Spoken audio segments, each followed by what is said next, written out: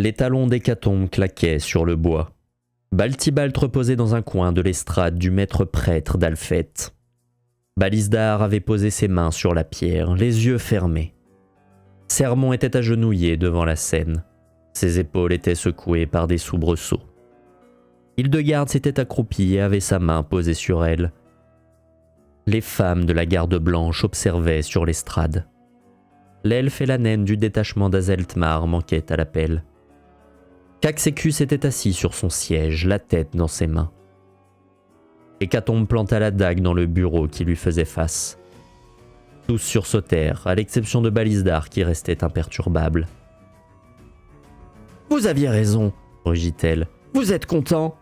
Maintenant, vous avez intérêt à trouver la solution pour libérer notre ami. » La peau de l'elfe était pâle. « Mon fils a le même esprit tordu que son grand-père. S'il y a bien un contresort à cette magie, c'est à l'un ou à l'autre qu'il faudrait le demander. Mais l'un a disparu et l'autre est mort il y a des années. » Hécatombe se redressa. Ses yeux balayèrent son audience et revinrent au maître prêtre. « Alors, je suis ravi de vous annoncer que votre père est toujours en vie et qu'il est juste là. » Elle pointa la dague du doigt. Son cœur manqua un battement. Elle avait disparu. « Intéressant. » Balisdar déambulait sur l'estrade, son regard fixait ses mains, dans laquelle était posée l'arme. La dague est un réceptacle. Tirnaelg m'a dit que son grand-père s'y était enfermé pour l'aider lorsqu'il en aurait besoin, et que le pouvoir de Baltibalt était la clé pour l'en libérer. Sermon se leva. Tu as vu Tirnaelg? Où est-il? Ses yeux de chat s'ancrèrent dans les billes noires de la liche. Sa tête oscilla de gauche à droite. Le corps de Sermon fut secoué par des sanglots sans larmes. Caxécus baissa la tête. « C'est sûrement ce qu'il méritait, » murmura-t-il. « C'est tout ce qu'il méritait, » le rassura Myténie depuis l'extérieur du temple du savoir. Hildegarde avait étendu la télékinésie à tout le groupe. « Il a tué mes femmes, » ajouta la dragonne. « C'est tout ce qu'il méritait. » Caxécus, intervint Balisdar.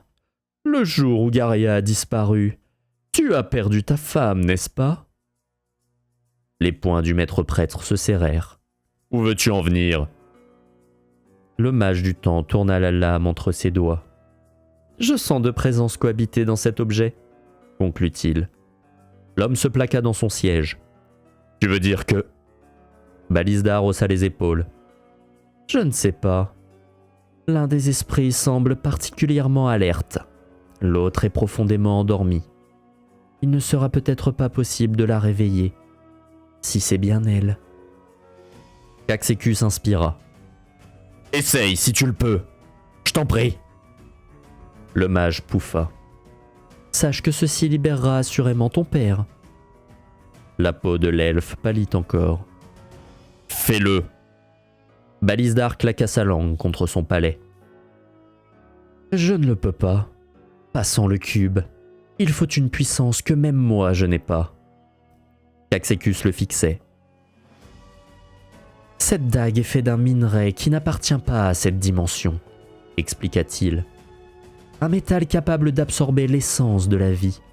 Pour l'en extraire, il faut une puissance qui serait capable de la détruire ou de laisser cette essence s'en échapper. Tout s'était pendu aux lèvres du mage du temps. Hécatombe avança d'un pas. « Je vais le faire. » Balisdar rit. « Je ne rigole pas, » continua-t-elle, une main sur la poitrine. « Je ne sais peut-être pas d'où je viens, mais une force m'a toujours animé. Je le sens au fond de moi. Bien sûr, je peux la faire surgir quand je le veux, mais j'en ai rarement eu l'occasion. » Elle jeta un regard à Sermon. « Je vais détruire cette dague. Libérez votre père. » Elle se tourna vers Caxécus. « Et votre femme. Et sauvez Baltibalt. » Le sourire de Balisdar avait quitté son visage. Il hocha la tête et tendit la dague à la femme. Hécatombe s'était placé au centre de l'estrade. Le maître prêtre avait rangé ses documents et avait évacué les érudits. La femme tint la dague aux veines rougeoyantes à bout de bras, les yeux fermés. Seule sa respiration brisait le silence. Sermon et Caxécus observaient, les mains jointes. L'air s'agita. Les cheveux d'Hécatombe volèrent autour d'elle. Ses sourcils se froncèrent. Sa bouche s'ouvrit. Sa peau se para d'une lueur orangée. Des volutes s'évanouissaient dans l'atmosphère. Les femmes de la garde blanche et Caxécus levèrent un bras devant leur visage. Le vent manquait de les plaquer contre le mur.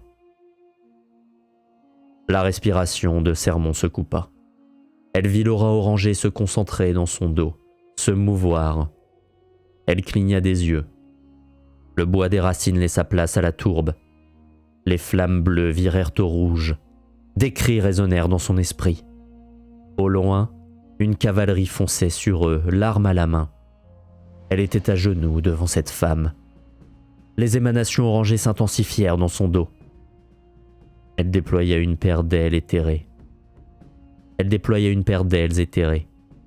Ses yeux de chat se plongèrent dans les siens. Puis tout devint noir. La lame se fissura dans les mains d'Hécatombe. Ses cheveux retombèrent sur ses épaules. La dague glissa de ses mains. Une lumière jaillit lorsqu'elle se brisa au sol. Le vent retomba.